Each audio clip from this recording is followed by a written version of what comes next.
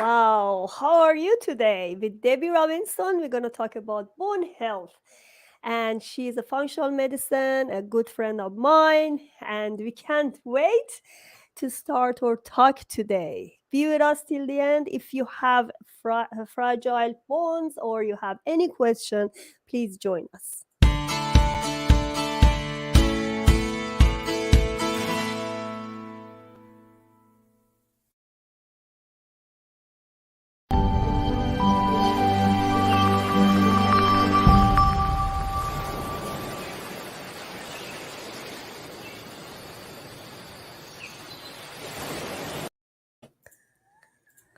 Debbie, welcome to my show. I can't wait I to start this conversation with you. Yeah, thanks for having me. I'm really excited to share this information with you and with your audience. So I actually look at your website and I saw you um, just sitting on the wheelchair and you had some health issues and now, oh God, you feel great now. What was your history behind this success? Wow. Yeah, started in a wheelchair. That's crazy. Who would think you're going to be in a wheelchair at 49 years old, really? But that is kind of where it began, and that's why I do what I do. Because arriving to that place at 49, most people don't get there at 49. Usually it's something that happens later in life, and especially as you get older and your bones start to become more fragile and weak. But I arrived there early. And so that journey, me arriving there at 49 and then eventually at 51 having a total hip replacement, that is what that journey is what put me on the path that I'm on now. And so what I did to heal myself, whether that was to look deep at the why were my bones weak, fragile? Why was my body breaking down? And then what did I do slowly but surely and safely to be able to do all the things that I do now, which is a lot. Yeah, that's amazing, right? I don't know exactly what you did.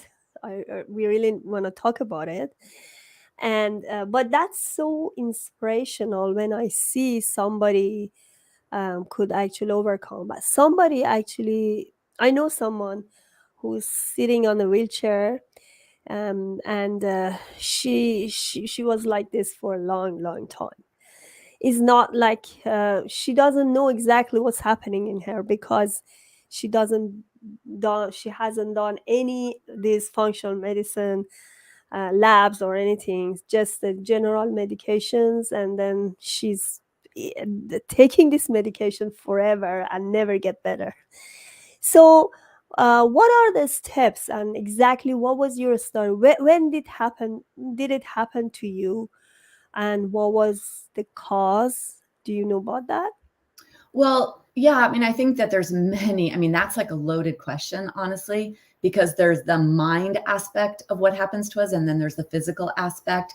There's the what are we doing in our lives? Are we taking care of ourselves? Are we aware of where breakdown is happening? Are we aware of what accelerates breakdown? Are we doing enough self care to be strong coming into, let's say, aging, right? So getting older.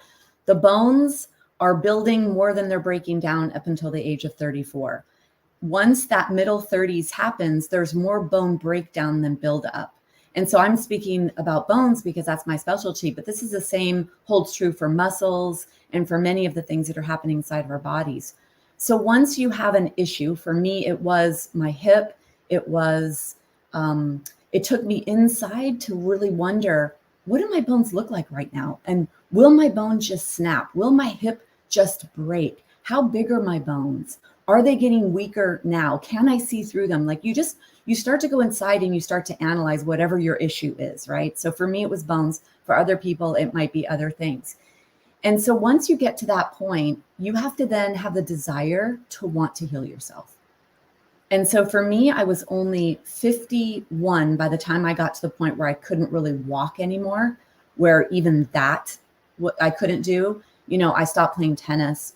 I stopped traveling. I stopped going on hikes. I stopped going to the gym. I didn't spin anymore. I gained 30 pounds. So there was a lot of things that happened. And then when I was at the point where I couldn't walk anymore and I was feeling miserable, that is when I was like, okay, wait a minute. I am 51 years old. I could potentially have 40 plus more years to live. And how do I want to live them? And that was my driving force that put me on the path of, okay, what do I do? And so that's what got me on that path, is that. And then I was on that path. And then I could tell you all the things that I've done since then, but very much along the lines of what you share and the people that come on your show as well, is, you got to get to the point where you're ready to make the shifts. And then you have to do the deeper dive and learn what you need to do in order to heal. So what are the steps you took? So first of all, I had a hip replacement, and I decided to do that because I wanted to get back in the game. And at that point, when the doctor looked at my x-ray, it was bone on bone. There really wasn't anything else I could do. It was a collapsed hip joint. So I first did that. And then as an FDN, I'm a functional diagnostic nutrition practitioner, and had this access to run functional labs on myself. And so I ran these labs to look at my gut function, to look at my hormones, to look at minerals, to look at my digestion, and to really look deep into, was I bringing in the food, digesting the food, assimilating and absorbing the food that would build bones, that would build hormones, that would build all the protective health building aspects of my body and of aging. And so I did that. And then I made all the shifts that were necessary. I cleaned up my diet. I eradicated some bacterial imbalances that I found. I got rid of foods that would be dissolving bones as opposed to building bones. And I really worked on my lifestyle, on my behaviors, on my habits, and, slowly but surely built back my physical body strength, built back my internal reserves, my hormones in balance, my gut in balance, and got myself back to a place where I started losing weight, sleeping well, feeling good. And then I was able to move more now that I had that hip replacement. So just really, I looked deeper. I looked inside. And with that information, I healed. Good. What is your recommendation for specific foods that are good for our bones? Well, first of all, I think it's important to realize that our bones are living tissue, and that every single day they are building or dissolving. And the dissolving aspect of bones is because there's a lot of minerals stored in our bones, like 99% of your calcium is stored there. A large part of magnesium is in the bones. And so if there's a need in the body for something that the bones is storing, they will dissolve to release whatever the body needs. Calcium is actually nature's Band-Aid, and calcium is needed in the body to create scar tissue. So whether that is because you're out of alignment, we're all sitting, we're all forward now on our computers, texting, we've got this roundness in our spine. So calcium may need to go and lay down some protection in your spine. You may be working or overworking your body. So you may have joints that need a little bit of support. As we age, we know about arthritis. Inflammation needs to be managed in the body if you're bringing in toxins or foods that are not good for you. So the bones are going to dissolve in order to release what is needed. When it comes to foods, the foods we bring in are to build the bones or to build the reserves, the mineral and vitamin reserves, or to support the good gut microbes, which produce more vitamins and help to maintain a good intestinal wall so that you don't let things get in your system and trigger inflammation, which is a big part of bone health. So in terms of what foods to eat, that actually, running a food sensitivity test is the best way to find out what's the best foods for you, because a lot of people, I run a lot of functional labs and work mainly with women with osteoporosis. And what I find is that there's a lot of food sensitivities that are triggering inflammation. And inflammation ties very strongly. It's a strong correlation with bone loss and osteoporosis. So running a food sensitivity test is actually going to give you a better indicator of what you should eat or what you shouldn't eat.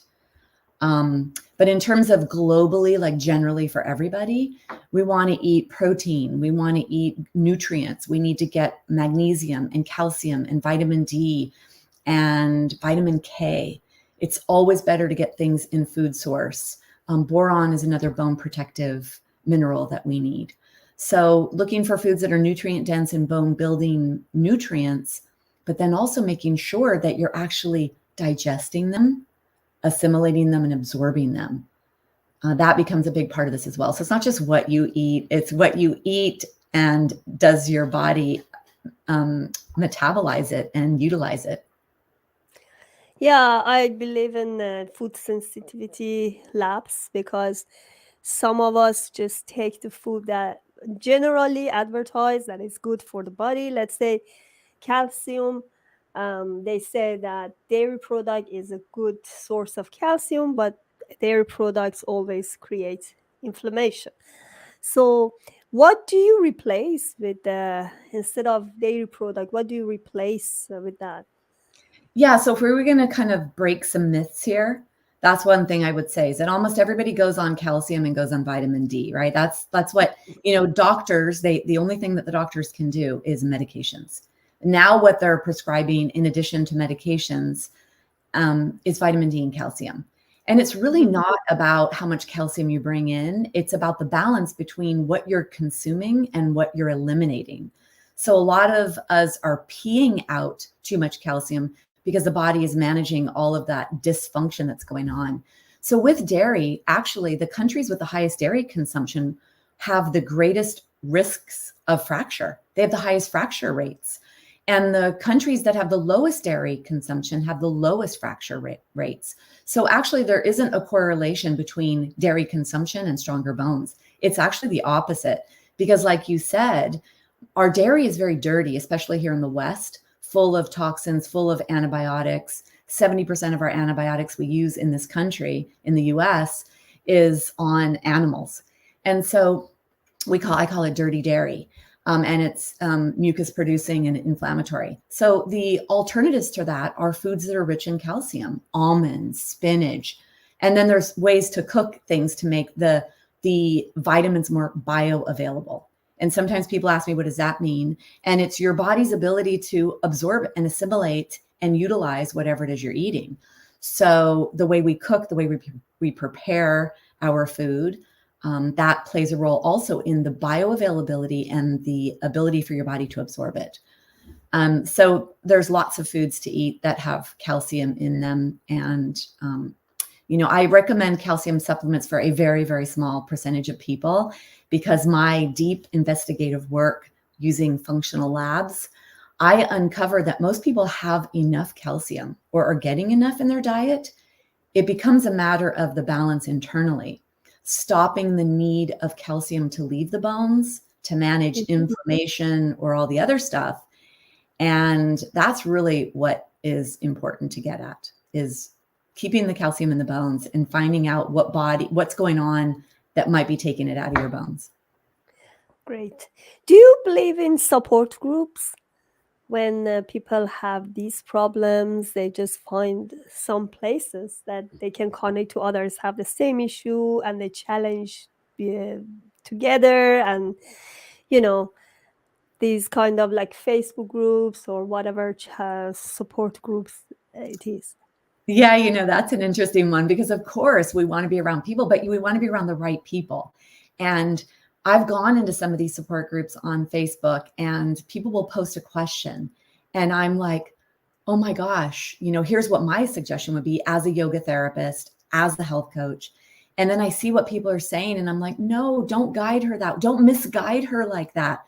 But, so yes, of course, community support is amazing and imperative for all of us on so many levels, yet it needs to be the right advice and also the source that you're listening to.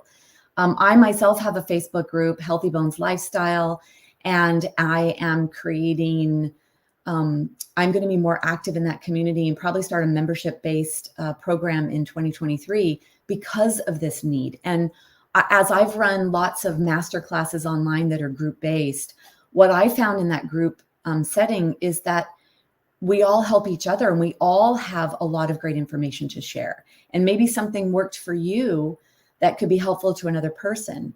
And then, it's great if you have a moderator that knows quite a bit so that they can actually curtail some of maybe the negative comments, or, disseminate what's the valuable information and what's not valuable, or where are ulterior motives. Is there a supplement company representative in there trying to get you to buy their supplement? So they're telling you, take this supplement, or take strontium, for example, because, that's another big thing that's out there, is taking strontium. I follow you. Right? Yeah, exactly. There are lots of people just want to be there to advertise their own products. So Yeah. usually I don't advertise products because it's a very it's by choice. So you have to research, see if it's good for you or not. So you have a website, debirobinson.com, and Yes. Instagram and Facebook. All of them, your Facebook and Instagram are different. Debi Robinson Health Well, is that's your the URL, but honestly, it all goes to Debi Robinson Wellness. So Debi Robinson Wellness is what it all is. Yeah, and what I do. So I'm a yoga therapist. I teach weekly classes. I teach 5 weekly classes, because the 2 main things that build strong bones are the nutrients, or the building blocks of bones, and the mechanical stimulation. We have to demand more for our body and bones for it to be strong for us. We need stronger muscles. We need to be pulling and pushing on our bones every day. The bigger and stronger your muscles are, the more forces you'll create on your bones, so the bones will remodel. And so we really need that, and we need it to be safe. And that is like one of my biggest things, is safe, strong bone building stimulation. So I teach 5 live classes. 2 of them are through a hospital in Southern California. So you have to sign up, and those are 8-week sessions.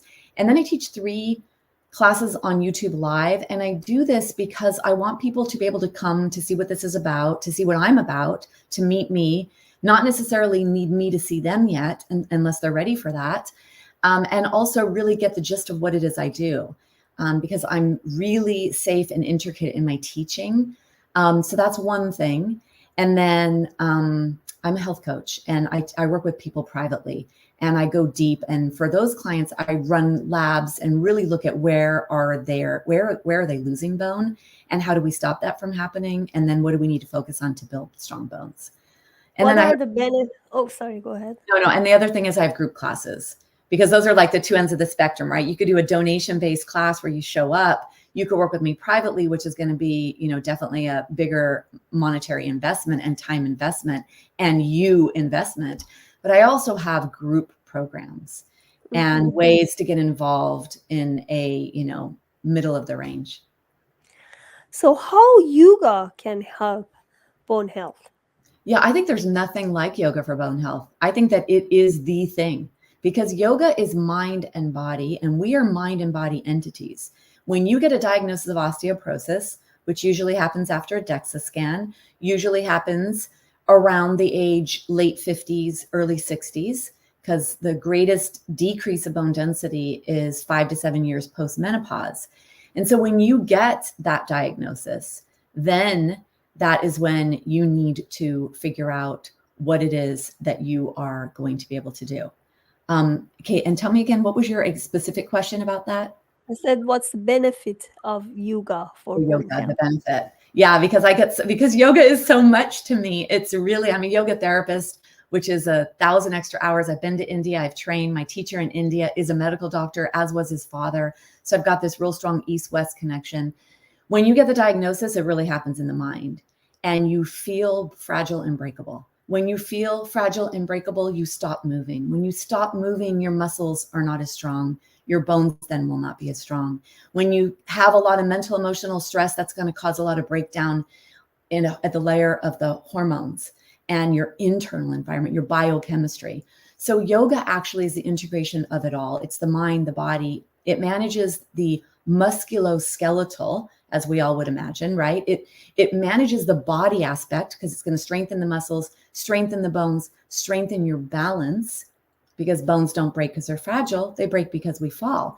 So you're going to strengthen your balance. You're going to strengthen your ankles, your feet, your body's going to get used to being in different planes or different ranges of motion or different areas, so it can manage that.